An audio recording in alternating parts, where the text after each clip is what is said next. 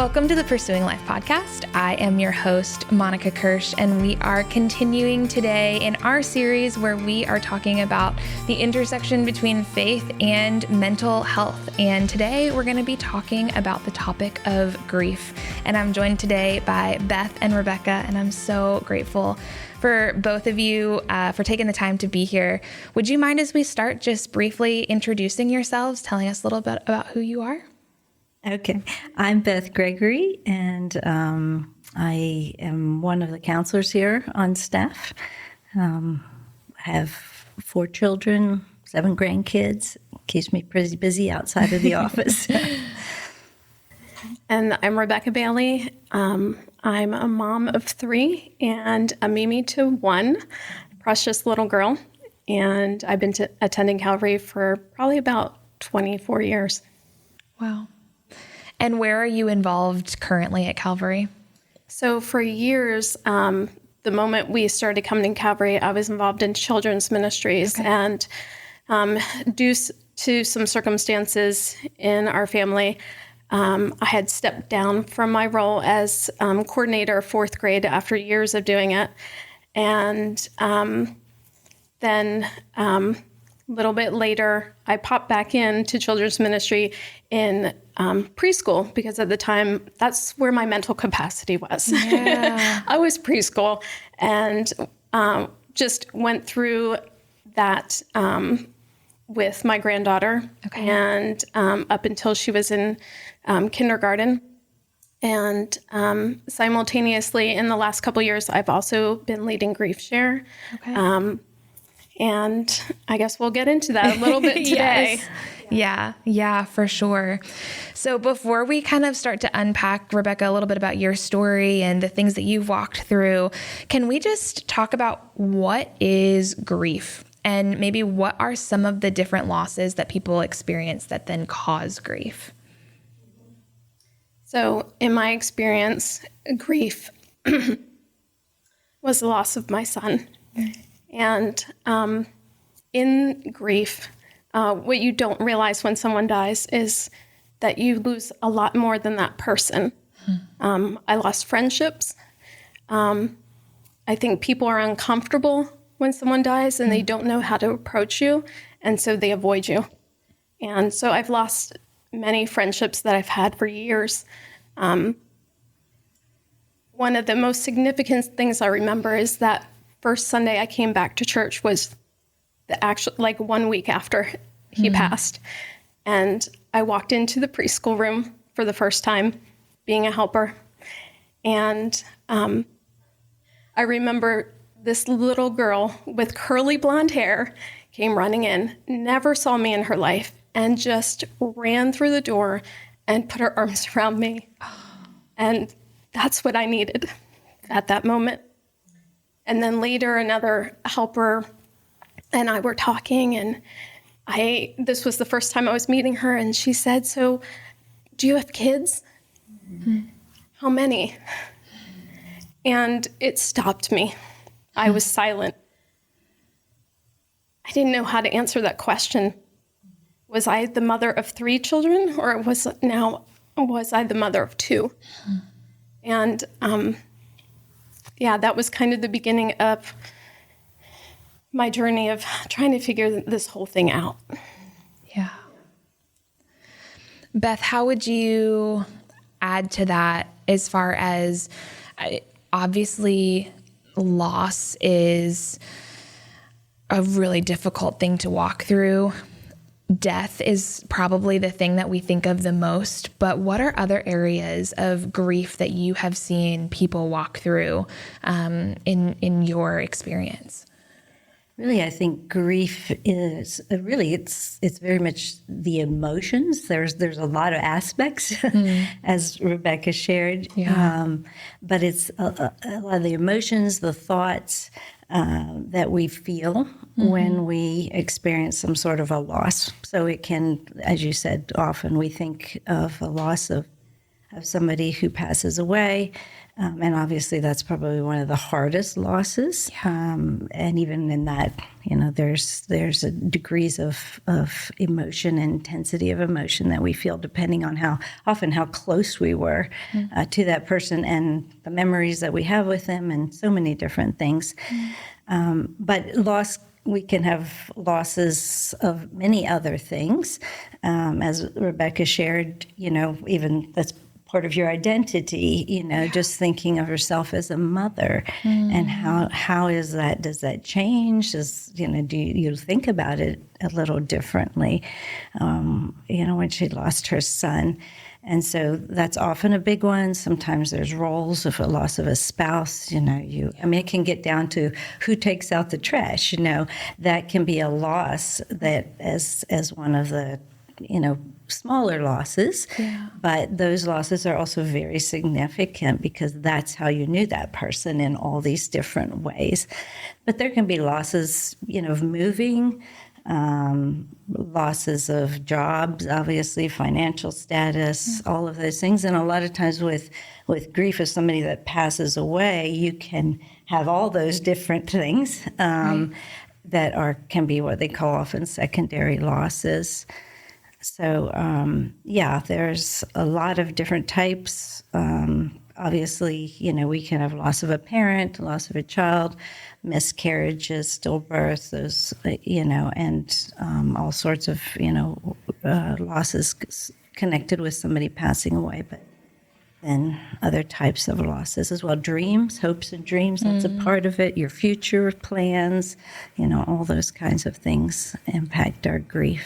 Yeah. I think that's a big one, the loss of dreams and future plans, even especially in things like miscarriages and deaths of young children. There's so many dreams and hopes you have as a parent, and when that loss occurs, those dreams end. Yeah.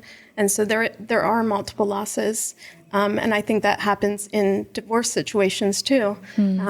It's almost like a death, but that person's still here. And that could be very difficult. Yeah. I appreciate you kind of unpacking that because I think sometimes it is hard for us to name when we're experiencing grief. And so to kind of broaden that is very helpful to even think through, like, we've all had losses in our lives. The degree of those, like you said, is going to vary, but how are we taking steps to process that would be the question that I would be asking myself. So, Rebekah, can you just tell us a little bit more about your grief journey and, what did that look like when you initially lost your son? And then how did that kind of, look over time? How did it change over time? Sure. So my son's name is Dagan. I don't get to share his name as much anymore. But he was an avid motorcyclist. He loved his motorcycle. And September 22nd, 2017 was a beautiful day. And he was out on his motorcycle with his girlfriend was riding as well on a different motorcycle behind him. And went through a traffic light and was hit by a car, which injured his right leg severely, so severely that injury alone was fatal, could have been. But they were able to repair his leg, and but the trauma to his head was what ultimately took his life. I got the call that no parent wants to get from the hospital, asking if I was his mom and that I needed to come right away. And I'm driving down 222, got on Route 30, was going to get off at the exit for 23, and I was detoured. That's because his accident was right there and I didn't know it. I drove right past the accident scene, and and got detoured around to the hospital. And when I came into the hospital, they directed me to a room where the pastor was already there, and police officers and his girlfriend. And at the time, it didn't strike me that this is like serious, because I had been there a couple years before with my other son who was in an accident, and everything turned out fine. So I didn't panic right away. But it didn't take long for me to know that it was pretty serious. They moved us after that up to another floor because he was in surgery. And the surgeon came out and told me that his injury to his leg was severe and could be fatal. And I don't think I grasped what he was saying to me at the time. And put us back in a waiting room, and we waited, and then we had another surgeon come out. And he is the one that told us that the injury, the impact to his head, was probably likely caused brain damage, and that he was probably brain dead. At that moment, I just fell to the floor, and I begged him to do something. And that's when it was pretty real. Yeah. After that, we were taken up to the trauma unit, and he was brought up there. And so that was a Friday afternoon. And they had to do certain tests till they could pronounce him officially deceased. And those tests ran into Saturday evening. So we spent the entire weekend at the hospital. His friends came. Several pastors from Calvary came.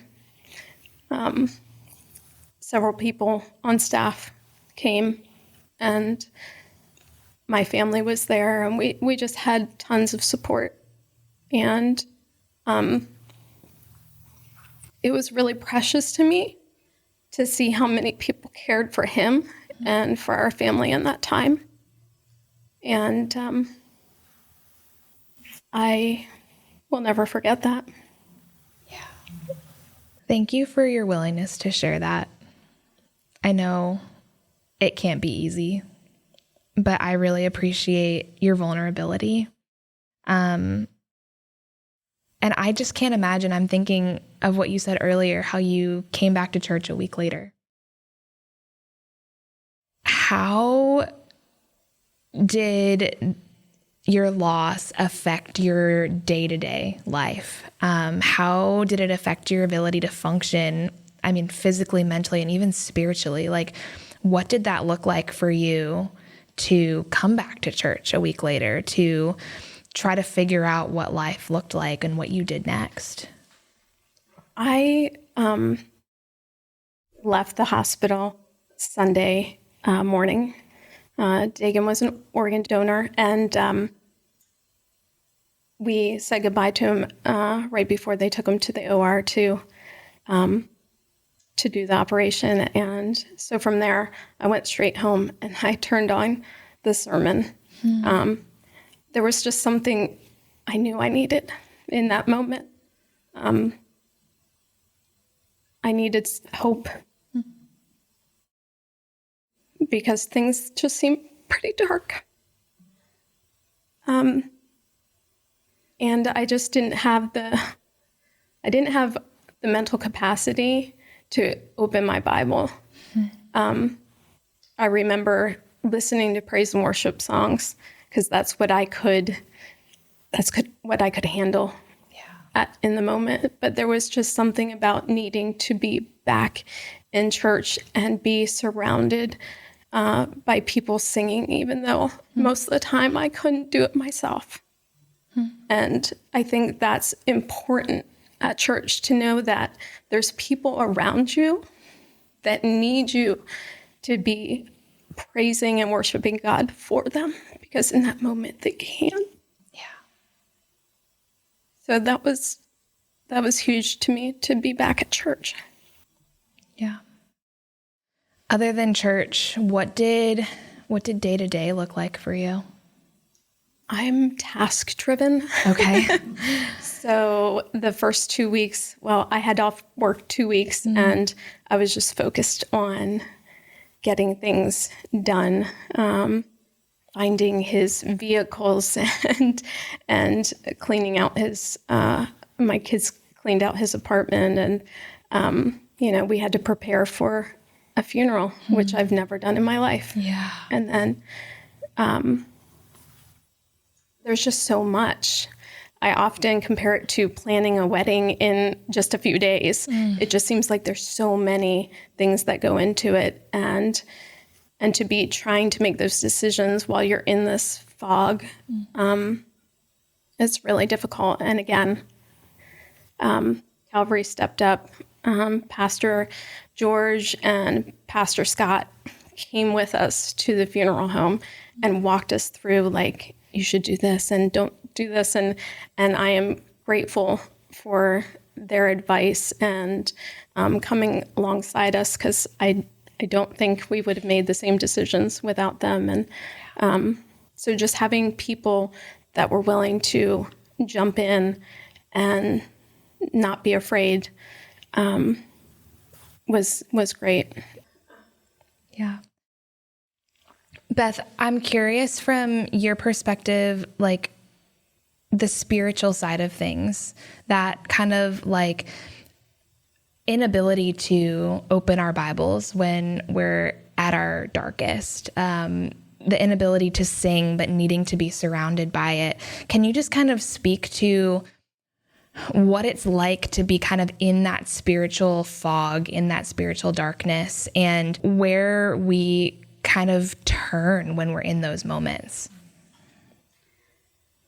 Yeah, I mean, I think one of the aspects of grief is just overwhelming emotions, just as Rebekah shared, just falling on the floor when she heard, and that's a reaction to, I just can't take this news. This is just so hard, so difficult, worst thing I want to hear at this point. So I think that sense of overwhelming emotions, if you just look at brain science, when our emotions are so overwhelmed, we can't think straight. Our thinking part of our brain just kind of shuts down. And so that's one of the aspects that I think a lot of people often feel, that sense of that either brain fog, a lot of confusion, a lot of difficulty thinking straight, a lot of times just racing thoughts. Think about all the things you have to do at a time like that, and yet that's the last thing often that you're wanting to do. And so I think from a spiritual perspective, most people say it's very hard to focus. It's not such a spiritual issue, I don't think, as much as what's happening with your emotions and your thinking at that time. And so it's just very hard to focus. So many people find it's hard to read much in the scriptures, sometimes even one verse. Maybe you can focus on that, maybe not. And I think, there's we can heap guilt on ourselves or others at a time like that. I think one of the things that's probably most helpful is trying to find some sense of God's presence with us. Sometimes that's also very difficult. But, we're a whole person, so there's the spiritual, but our bodies are also, very much affected by grief.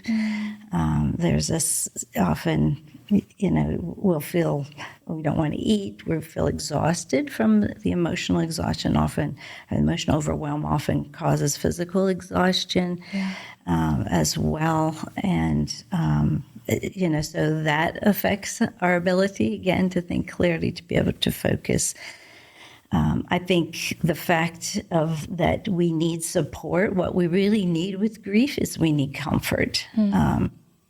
fix it for somebody, you can't change it, but you need to know, and often we feel a sense of comfort in knowing that there are people there standing with us, because there is that sense of, I cannot get through this, I cannot do this myself. And so that sense of having, okay, there are other people here that are going to help me, other people that are going to support me. And I think that's often where we're looking to God at a time like that as well, as saying, I can't do this. I don't have the strength. I don't have the ability to even maybe get through a day, maybe get through an hour. And so we're looking for that kind of support. We really are not to grieve alone. And sometimes people isolate themselves because that is hard for them to be around people. As you said, answering those questions that are so hard to answer.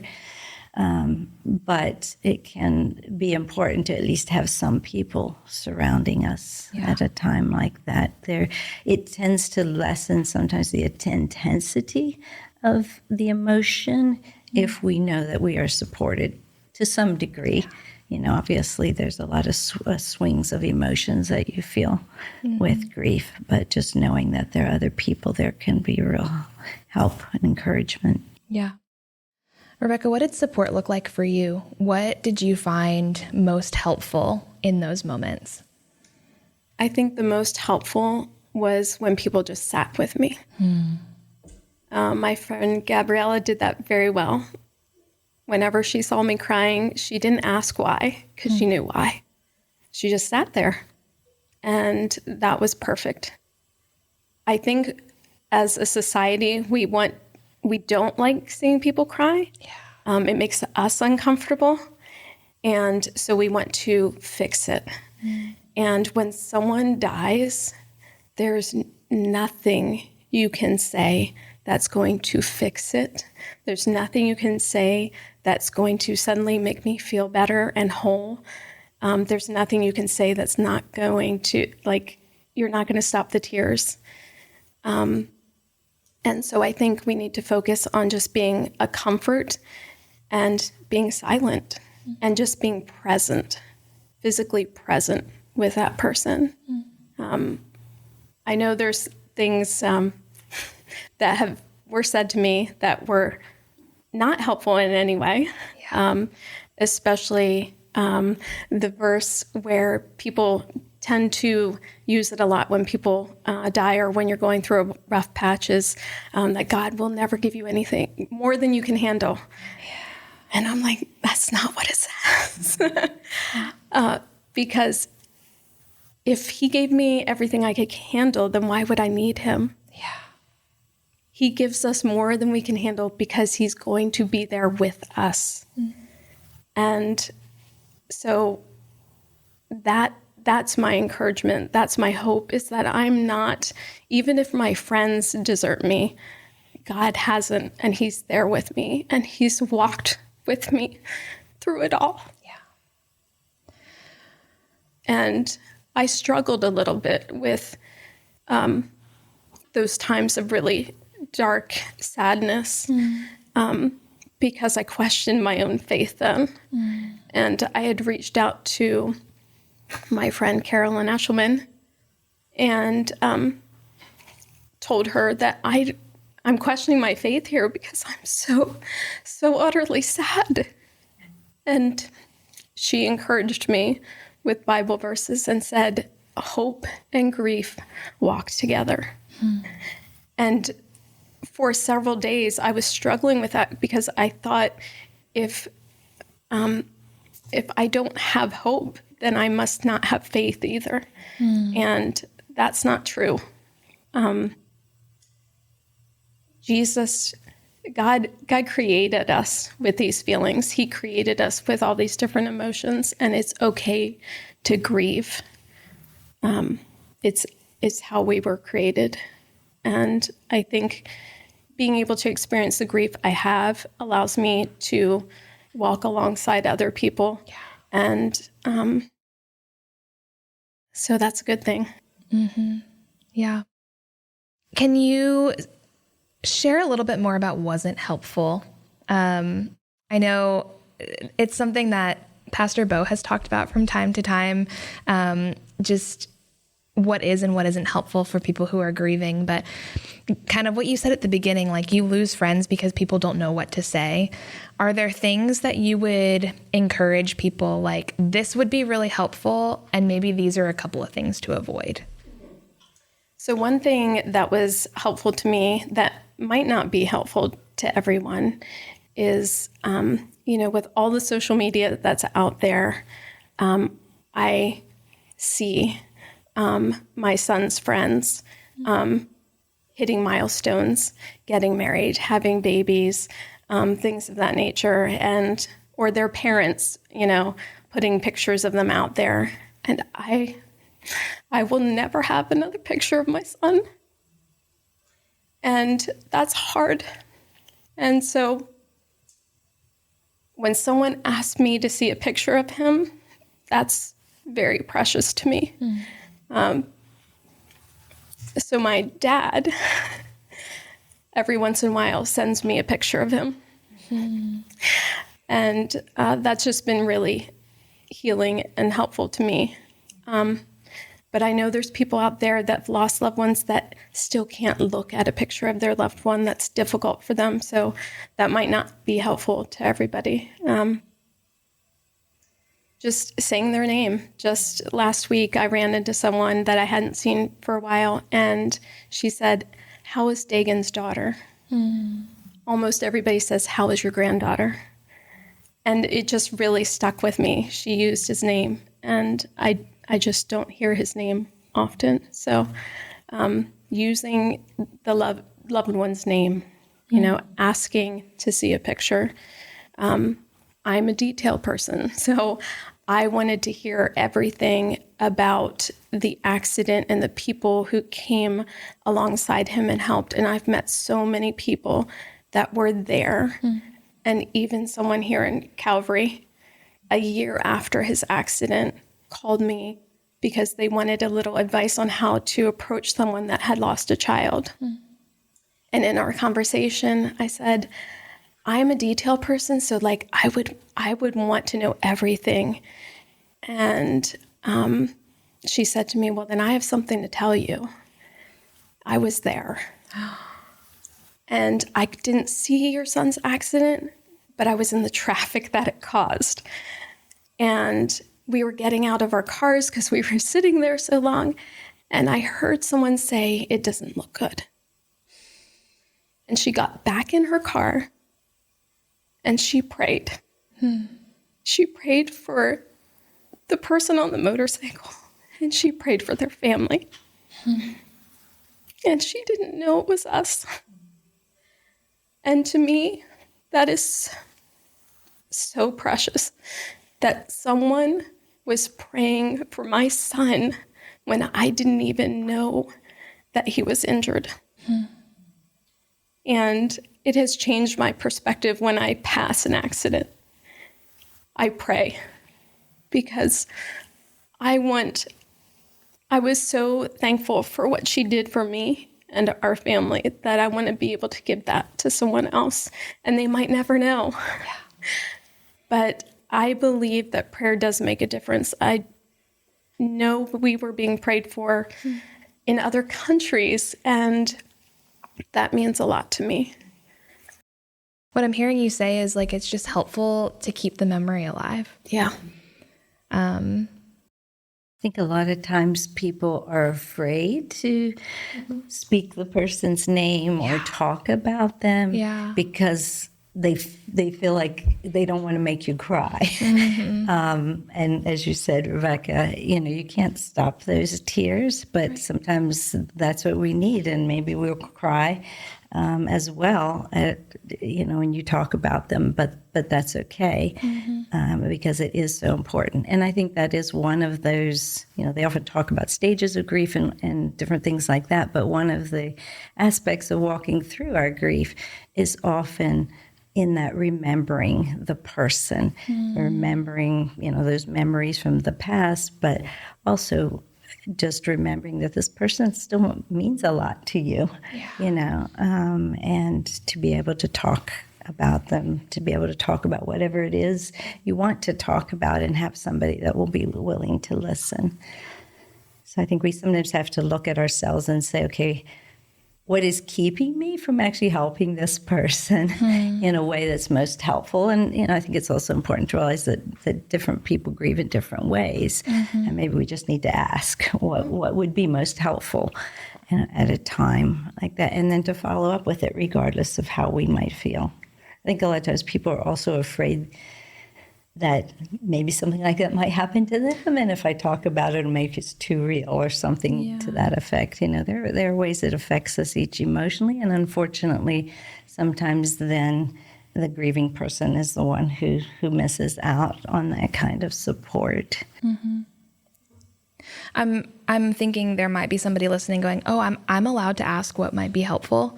Like, is that something you would recommend to people as they're walking through grief with another person, with a loved one, with a close friend? I would say yes, but also have patience in that. Kathy Knoll here from church reached out to me several times asking, what can we do for you? And my answer to her was often, I don't know. And she asked repeatedly. And then one day she said, I'm bringing people over. These are the dates you have to choose from. I'm going to have men and ladies. We're going to clean your house. We're going to take things out of the garage. We're going to do everything you need to do. You're just going to stand there.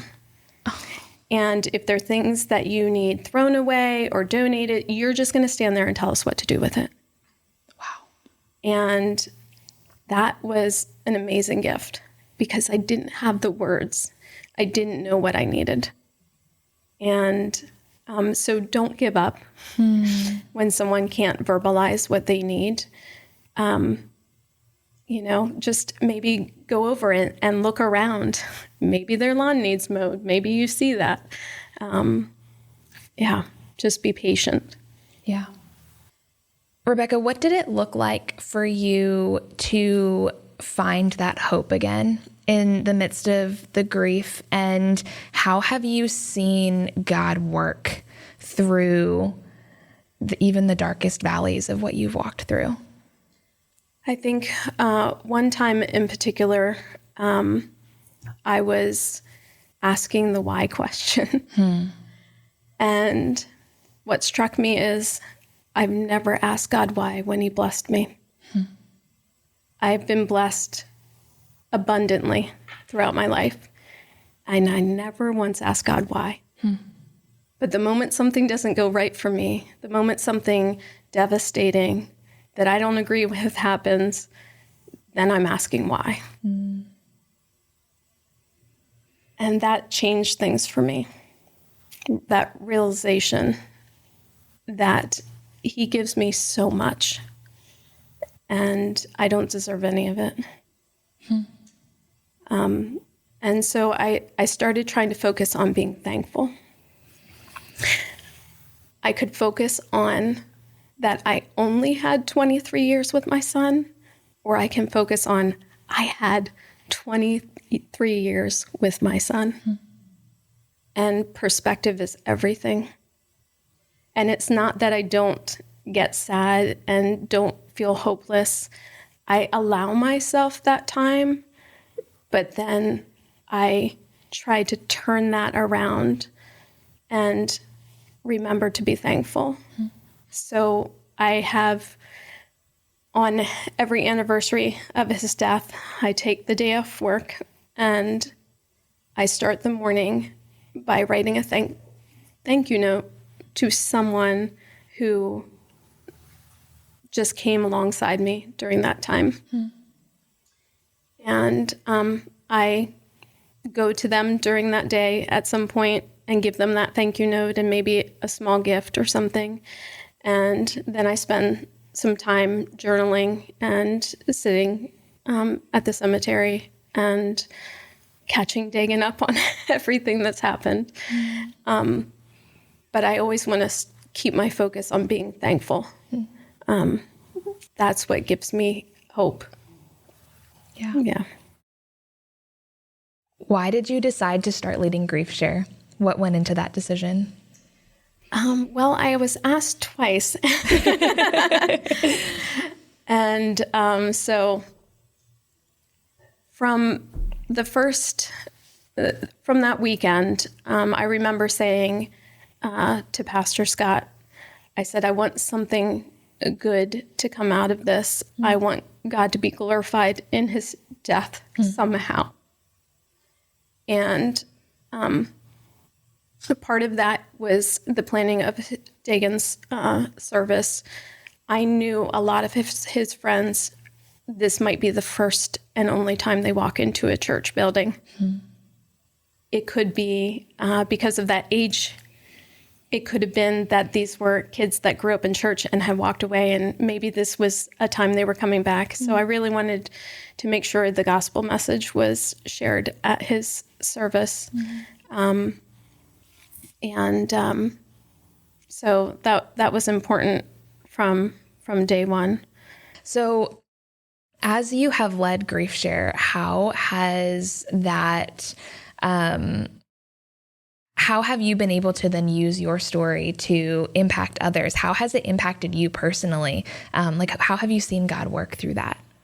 GriefShare is the first session of GriefShare every semester is probably the most difficult because I'm entering into someone else's grief is heavy.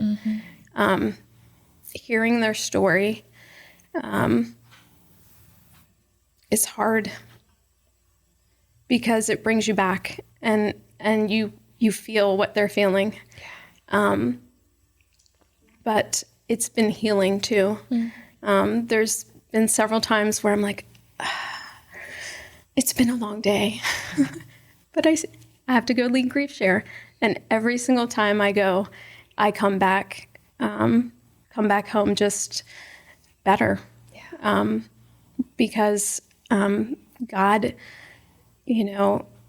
has given me this gift to be a leader in GriefShare and to walk alongside people and to show them that they even, it's been almost 8 years since Dagan passed, and I am walking and functioning and breathing, and they can too. Because sometimes coming into GriefShare, these people are just so hurt and feeling hopeless and feeling like they can't go on. And I just want to be an encouragement to others that it seems dark and it seems hopeless at times, but they will get through it and they will find purpose. And I encourage them to come alongside others when they get to that point, when they feel like they can. Because inevitably God will put someone in your path that needs to hear your story, or someone that needs to share their story with you. I think one of the things too with GriefShare is, people often feel like that nobody gets it with grief as to how much the loss has impacted you. And that's one of the reasons that they always want the leaders for GriefShare to have experienced some sort of loss themselves, because then they're able to say, I'm here in a group of people who actually do get it, even though, obviously each loss is different in different ways, but that process of grieving has a lot of similarities. And I think there's something then redemptive. I was just thinking of, Rebekah was talking about all the people who had supported her, and now she's able to also be a support to other people. Yeah. And I just think there's something really redemptive. In Corinthians, it talks about how God comforts us so that we can comfort others. And he just often uses that. And regardless of where we're at in our grieving process, the Lord can still use us. Yeah. I think GriefShare has been a very safe place for a lot of people to be able to cry and not apologize for it. Yeah. And laugh. We often say, people walking by this door are not going to believe this is GriefShare because we're in here laughing. But it's a safe place to laugh, because when you're grieving, you're afraid to laugh in front of other people because you're afraid that people are going to think you're all better now. Yeah. And then you might lose that support that you desperately need. So in GriefShare, we are often laughing because it's a safe place to laugh, because we know even though you're laughing, you're not okay. You're still hurting. And so I like that. Yeah. It's that like dichotomy that what is it? Joy and sadness can exist at the same time. And it's such a paradox, but it's so true. I have so often heard that like grief doesn't have a timeline. And I personally feel that there is such a misconception, whether it is when we're walking through times of grief personally, or even when we're watching somebody else walk through grief, that like we either have this thought that like, I should just be over this by now, or we feel like other people are thinking, why are they not over this by now? So can you just kind of speak to like that idea that really there is no timeline when it comes to the grieving process? Yeah, I totally agree. There is no timeline, and grief looks different for everybody. The journey is different. Everybody's relationship with that loved one that passed is different. And maybe it was a good relationship. Maybe there was something wrong, and that complicates things even more. But yeah, there is no timeline. Unfortunately, that's a question we get asked when people walk in GriefShare is, when am I going to stop hurting? And there's no answer for that. It will change over time. But that person was a part of you and a part of your life. So there's always going to be sadness. There's always going to be a level of grief. It just might not be so heavy years down the road, but you never get through it. Yeah. You just learn to live with it. I remember even myself, I thought I was always quite an empathetic person. And when my dad died, thinking, I used to think with other people, maybe a month or, maybe 2 months or something like that, And when my dad died, there was just this realization like, oh, this is what grief is really like, And so I think there's that place of we don't quite fully understand it till we've had some type of really significant loss. So we need to be very careful in trying to rush people in the process. And, as we've talked already, tears are appropriate. I mean, there can be, sometimes people do get stuck in a place of grief, whether in any of the different emotions of anger or sadness or depression or whatever. And sometimes that's where it can be helpful to go and talk to a counselor if you feel like you're really stuck. But usually when people come into my office, I'm usually just saying, I say, how long has it been, And I'm like, well, this is pretty normal for that amount of time. Yeah. But there are things that you can do. Some of the things Rebekah's mentioned, and just trying to focus on gratitude and hope can help with some of the intensity of the emotion. And I think that does tend to lessen a bit over time. But my dad passed away almost 20 years ago, and there are times when I will just all of a sudden just feel so sad, that he's not here. And so, they're just those times when that grief will just come back. They often talk about, I think in GriefShare, that it kind of hits you like a brick. You think you're doing okay, and then all of a sudden a memory or a smell or something will happen, and you'll experience that, and all of a sudden you're right back there, in your grief. So, I think we have to be really patient, both with ourselves and with other people. And, if you need help in that process, then that's whether you find that from a friend or whether you feel like at some point you need to go to a counselor. Some people need some medication sometimes, depending on how much it can affect your ability to function. But we just have to kind of be patient with the process. And it's really, so a lot of people tend to stuff that because they don't like these feelings. But it's really beneficial to us to walk through the process of grief, because otherwise we are going to just pile grief on top of grief on top of grief. And that can be also sometimes what happens when people are really getting stuck and just can't seem to move forward.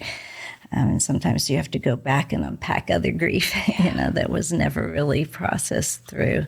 Mm-hmm. So it is really important, as hard as it feels and as difficult, as it is. Yeah. So other than not stuffing things or sweeping them under a rug, are there other ways that you would say are maybe not the healthiest to grieve? I think we've talked a lot about, like some of the things that have been really helpful and maybe some of the healthier ways to grieve, but just looking at the opposite side of that, what are some warning signs that maybe we should look out for? I think real intense anger. Anger is a normal part. I'm often normalizing that, especially for Christians, because we tend to think we shouldn't be angry, but anger is a normal emotion to feel in grief. If you're really, really stuck in a place of anger, blaming everybody, if it's really impacting your family. It's also very normal to be extra irritated, and because so much of if you look at your heart and it's filled up to like 90% capacity of grief, and then you really just don't have very much more that's going to send you over the top, as far as getting really frustrated and irritated and such. And so it's just important, I think, a lot of times to recognize, this is part of grief. And even for family, to understand that, and friends, as well. I think that's that, or if you're getting to a place of such deep depression that you're not, I think it's normal to not want to get out of bed in the morning.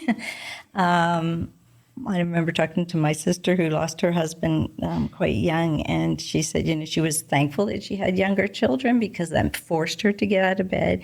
But if that's carrying on for a long period of time, that can also be a warning sign. That's not so much that you're not grieving in a healthy way. It's just that the grief is kind of overwhelming you to that point, and you're finding it very difficult to function. That's usually one of the biggest. Some of that's normal. Some of that, to if it continues for an extended period of time without seeing any kind of improvement, maybe, I don't know if that's a good way to even put it, that might be helpful. I think the other area, and we've touched on this too, is sometimes we jump too quickly spiritually because of the hope we do have. It's a term called spiritual bypassing, where we can almost use our hope in the future, and obviously Thessalonians talks about that we grieve, but not without hope. But we can also jump too quickly there without allowing ourselves to walk through some of those difficult emotions, thoughts, feelings that come with the grief. But probably what I see the most is people have stuffed their grief and they've never really walked through it. And so then it leaks out somewhere. And usually at some point they're going to have to go back and walk through that. Well, I have one more question before we close. But before I ask that, is there anything else that you wanted to say that we didn't get to cover? I thought the one thing that might be helpful, Rebekah, I remember when we talked about this, you talked about Psalm 23 and just that aspect. We have talked about God walking through, but just how you kind of had an aha moment in that. Yeah, I was struggling one day. As I said, I had 2 weeks off work, and then I had to go back, and I interact with people a lot at my job, and so I was in the car on my way to an appointment, and I was just having what I call a Dagan moment, where I just was upset, and I just said to God, I was asking why again, and specifically, the number 23 kept coming up. Dagan was born on the 23rd of October. He died on the 23rd of September. on my grandfather's birthday that he was named after. He died on Route 23, and he was 23 when he died. And I didn't think there was anything magical in numbers or anything like that, but I was just asking God, why? Why this number 23? Why does this keep coming up? And as the words came out, I thought, Psalm 23. I always had read that verse as that valley was for someone on their deathbed. They were in that valley of death. And at that moment, I realized I was in that valley. I was in that darkness. And that brought me comfort to know that he was walking with me in that valley, and I wasn't alone. And that why question is a big one for a lot of people. I know I'll never get the answer to why Dagan was given 23 years to live, and that's okay.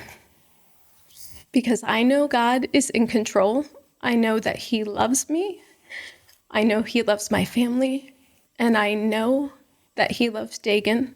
And Dagan is happy and joyous and is being loved more than I could ever love him here. And my grief is for what I don't have. Because my son is fine. And so I just have to keep that in mind, that